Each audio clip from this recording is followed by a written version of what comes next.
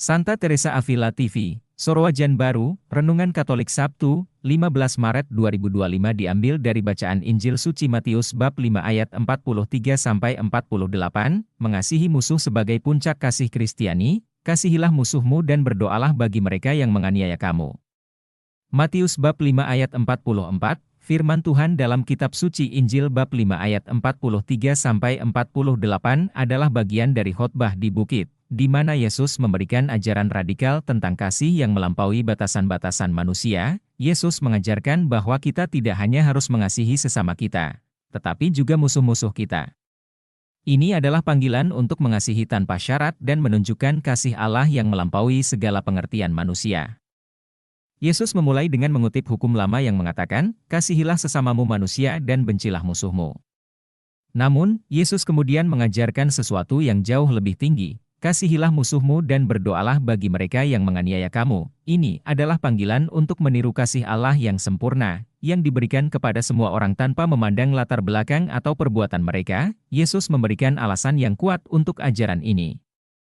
Dia mengatakan bahwa dengan mengasihi musuh, kita menjadi anak-anak Bapa di surga yang menerbitkan matahari bagi orang yang jahat dan orang yang baik dan menurunkan hujan bagi orang yang benar dan orang yang tidak benar. Allah menunjukkan kasih-Nya tanpa diskriminasi.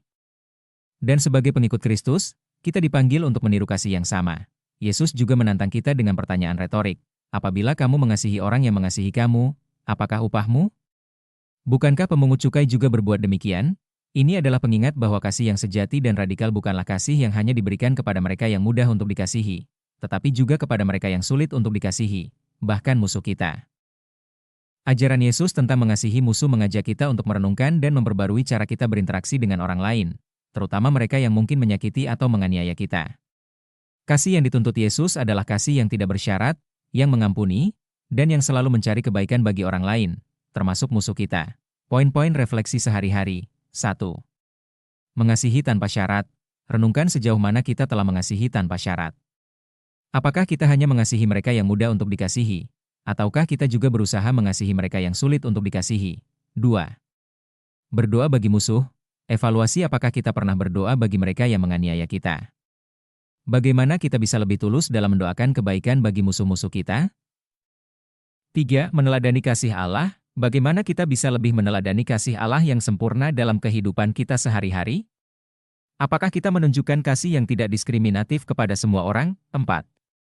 Mengampuni dengan tulus. Renungkan sejauh mana kita bersedia untuk mengampuni mereka yang telah menyakiti kita. Bagaimana kita bisa menunjukkan pengampunan yang tulus dan mencerminkan kasih Kristus? 5. Mencari kebaikan bagi orang lain. Bagaimana kita bisa selalu mencari kebaikan bagi orang lain, termasuk musuh kita? Apakah kita siap untuk melampaui batasan-batasan manusiawi kita dan menunjukkan kasih yang radikal? Dengan merenungkan dan mengamalkan pesan dari Injil hari ini, kita diajak untuk memperkuat komitmen kita dalam mengasihi sesama tanpa syarat dan meneladani kasih Allah yang sempurna. Marilah kita selalu mengasihi, mengampuni, dan berdoa bagi musuh-musuh kita, sehingga kita dapat menjadi saksi kasih Kristus di dunia. Thank you for watching. Join dan subscribe Instagram, Facebook dan YouTube Revival One.